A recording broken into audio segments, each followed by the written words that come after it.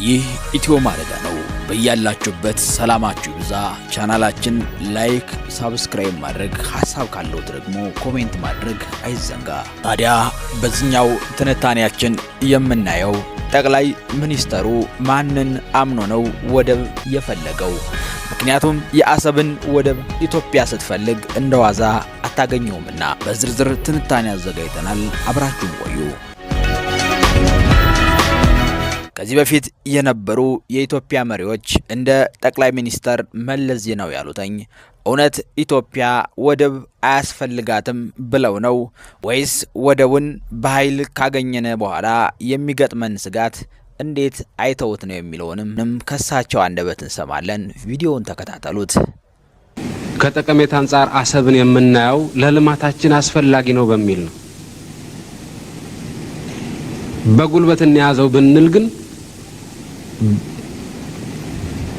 ስንለማ ሸቀጦቻችን የሚወጡበት በር ይጠፋል በሚል ሂሳብ ያንን በር በጉልበት እንያዝ ብንል ግን የሚወጣ ሸቀጥ ማምረት ማንችልበት ሁኔታ ነው የሚፈጠረው። ስለሆነም ወደቡም ያዝነው ማልያዝነው ለውጥ አያመጣም። ያኔ በወደቡ ተጠቅመን ልንሸጠው የምንችል ሸቀጥ አይኖረንም። ጠቅላይ ሚኒስተሩ ማንን አምኖ ነው ወደብ የፈለገው? ምክንያቱም የአሰብን ወደብ ኢትዮጵያ ስትፈልግ እንደዋዛ አታገኘውምና። የ4 ኪሎ መንግስት በየወቅቱ አዳዲስ የጦርነት አጀንዳዎችን እየፈጠረ እነሆ 7 ዓመታትን አስቆጠረ። ገና ከመምጣቱ ለወራት በመላ ሀገሪቱ የድጋፍ ሰልፍ፣ ያቀባበል ሰልፍ እያለ ከዚህም እልፍ ሲል በህይወቱ ማየት የሚፈልጋቸውን የዓለም ሀገራትን በጉብኝት ብቻ ሰበብ አድርጎ ዞረ። በእነዚህ አይነት ሁኔታ የተጀመረው 2010 እንደዋዛ አለቀ። 2011 መጣ። የታዋቂ ሰዎች ሞትም ቀጠለ። ተፈላጊነቱን በህዝብ በኩል ለማረጋገጥም የሰኔ የቦምብ ፍንዳታም ማሳያ ሆነ። ህዝቡ ለድጋፍ ተሰልፎ ሳያበቃ እስከ ኢታማዦር ሹሙ የሞትን ዜና ሰማ። ደገፍ ያለው የኢትዮጵያ ህዝብ በ2012 ከምርጫ ጋር በተያያዘ በህወሓት በኩል ያለው ድባብ በፖለቲካ ፓርቲዎች በኩል የሚሰጠው ሐሳብ ውዝግብን ፈጠረበት። መንታ መንገድ ላይም ቆመ። ጠቅላይ ሚኒስተሩ ግን እቅዱን ከማሳካት ወደ ኋላ አላለም። የሚፈልገውን አስሮም ተመረጥኩ አለ። በነ ፕሮፌሰር መራራ ጉዲና በኩልም ምርጫ ከ97 በኋላ ቅርጫ ነው ተባለ። ካምናው ዘንድሮ ይሻላል ተብሎ 2013 መጣ። ጠቅላዩ 3 ዓመታትን አስቆጠረ። የትግራይ ጦርነትም ቀጠለ። በጀንበር ያልቃል የተባለው ያ ጦርነት ዓመታትን ጨረሰ።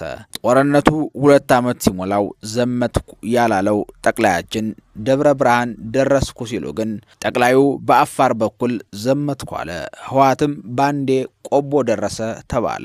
ይህ ሚስጥር ለህዝቡ ሳይገባው ወደ ድርድርም ተገባ። ጦርነቱም ረገብ አለ። የፖለቲካ ትኩሳቱ ግን አሁንም እንደቀጠለ ነው። ጠቅላዩ ያለ ጦርነት መምራት የሚችሉ አይመስላቸውም። የሰሜኑ ጦርነት ከማለቁ ትላንት የሰሜኑን ጦርነት አብረውት ከተሰለፉት የፋኖ ኃይሎች ጋር በሰላም ችግሮችን መፍታት ሲገባ ወደ ጦርነት ተገባ። እነሆ አሸናፊ ተሸናፊ በሌለው ጦርነት መንግስት ድሮን እስከ መካናይዝድ እየተጠቀመ ክልሉ ላይ ገደብ የሌለው ኮማንድ ፖስት ለመጣልም ተገደደ። በአማራ ክልሉ ጦርነትም ብዙ ህይወት ተቀጠፉ። ከሰሜኑ ጦርነትም ጠቅላይ ሚኒስተሩም መማር አልቻሉም። የአማራ ክልሉ ጦርነት ከ2 ዓመት በላይ ያስቆጠረ መቋጫ አልተገኘለትም። 2017 ተጋምሷል። ጠቅላዩ የአብይ ጾም ማስታወሻ ናቸውና 7 ዓመትም ይሞላቸዋል። ታዲያ የቀጣዩ ምርጫም 2018 ነው። ከምርጫው በፊት ጦርነት እየተሰበከ ነው።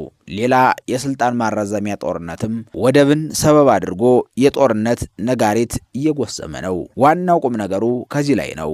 የአዲስ አበባው መንግስት በሚቀጥሉት ሳምንታት 15 ዓመት የሚሞላውን የአባይ ግድብ 86% ሆኖ ተሰጥቶት በ7 ዓመት መጨረስ አልቻለም።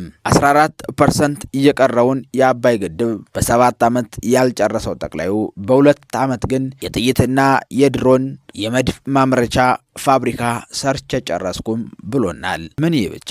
የዶክተር አብይ መንግስት ከቅርብ ጊዜ ወዲህ ማወዛገቢያ ሳጣ የቅርብ ጊዜ ማወዛገቢያው ወደብ ሆነና ወደብ ፍለጋ ከሶማሌላንድ እስከ ሶማሊያ ተንከራተተ። ሁሉም ላይ ሙከራው ግን በዲፕሎማት ነበር የተሰራው። ዲፕሎማትም ስህተት ቢኖረው ከሶማሌላንድ ጋር ፍሬ ቢያፈራም መጨረሻው ግን ምን ላይ ቆመ ሳይባል ውሃ በልቶት ቀርቷል። አሁን ላይ በብልጽግናው መንግስት በኩል ለወደብ ዲፕሎማት ቀርቷል። ከኤርትራ አሰብን የኛ እናደርጋለን የሚል ህልም ሳይሆን በአደባባይ እየተነገረ ነው። ይህንን እየሰማችው ኤርትራ ከወጣት እስከ አዛውንት ለጦርነት ዝግጁ ብላ ጠርንፋለች። የብዙ ኢትዮጵያውያን ጥያቄ የሆነው እንዴት ነው የውስጥ ችግራችን ሳንፈታ የውጭ ችግር የምንፈጥረው የሚለው ብዙ ነው። ታዲያ የ4 ኪሎ መንግስት ማንን አምኖ ኤርትራን ገጥሞ አሰብን ማምጣት ፈለገ የሚል የብዙ ኢትዮጵያውያን ጥያቄ ነው። ለዚህ ደግሞ ጠቅላዩ ማንን እንዳመኑ ምላሽ ይዘናል። ያመኑት እምነትስ መጨረሻ ለድል ይዳርጋቸዋል አይዳርጋቸውም የሚለውንም የምናየው ይሆናል። ጠቅላዩ ያመነው ዛሬ ተመርቆ ነገ የሚከዳውን የፊልድ ማርሻሉን ወታደር አይደለም፣ ወይም በአማራ ክልል ህግ ማስከበር ያልቻለውን የጀነራል አበባው ታደሰን ሰራዊትም አይደለም። በየጦር ግንባሩ መዋጋት አልችል ብሎ በጀምላ ወታደሩን የሚያስማርከውን የጦር መኮንን አይደለም።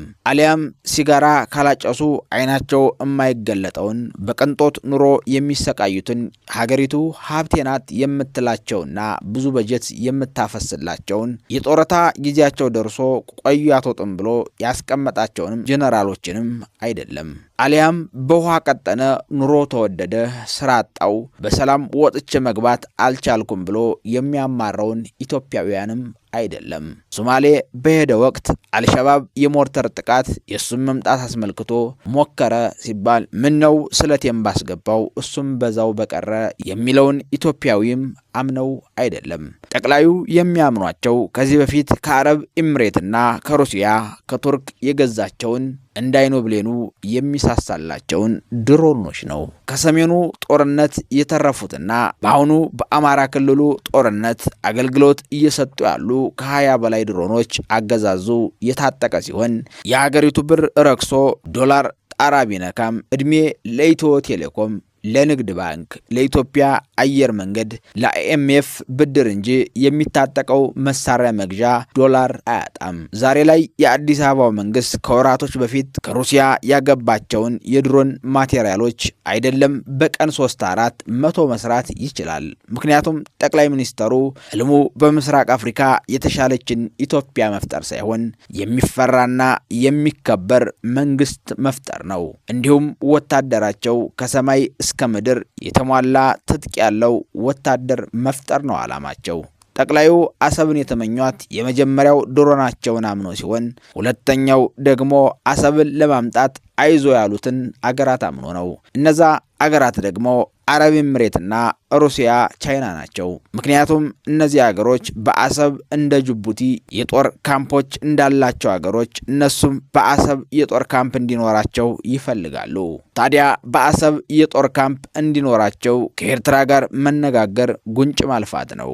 ለዚህ አጀንዳ ደግሞ ዋናው ተዋናዩን ጠቅላይ ሚኒስተሩን አድርገውታል። ጠቅላይ ሚኒስተሩ የአረብ ኤምሬትና የሩሲያን የቻይናን ሀሳብ ተቀብሎ ህዝቡን በጦርነት ለማገድ ዝግጅት ላይ ሲገኝ ታዲያ ጠቅላዩ አሰብን በዚህ ሞራልና እምነት እንጨብጣታለን እያለ ሲሆን ጠቅላዩ ደግሞ ከስልጣናቸው አኳያ እንዲህ መንዝረውታል። ከኤርትራ ጋር ጦርነት ከፍቶ የህልውና አደጋ ላይ ነኝ በማለት ስልጣኑን ለማራዘም አማራጭ ያደረገው ጦርነት ነው።